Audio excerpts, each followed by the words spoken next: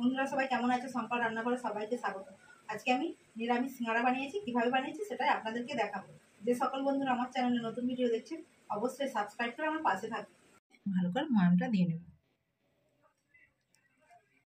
অল্প অল্প করে জল দিয়ে আমি একটা ডো তৈরি করে নিয়েছি। বাদামটা ভাজা হয়ে গেছে, ছেঁকে তুলে নিচ্ছি। হাফ চা চামচ হলুদ গুঁড়ো দিয়ে দিচ্ছি, স্বাদ মতন দিয়ে দিচ্ছি। এর সঙ্গে ভালো করে নেড়ে নেব। কিছুক্ষণ ঠান্ডা করে নেবো আলুর পুরটাকে। তারপর লিচিগুলো আমি কেটে নিয়েছি, এইভাবে জল দিয়ে এরকম করে মুড়ে নিয়েছি। নিচেটা এরকম করে দিয়ে মুড়ে দিচ্ছি। সিঙ্গারাগুলো আমার সব তৈরি হয়ে গেছে। সিঙ্গারাটা ভাজা হয়ে গেছে, আমি তুলে নিচ্ছি। ভেঙে দেখেছি কতটা খাস্তা হয়েছে, দেখুন বন্ধুরা, হাতের মধ্যে একবারে গুঁড়ো হয়ে যাচ্ছে। দেখুন বন্ধুরা।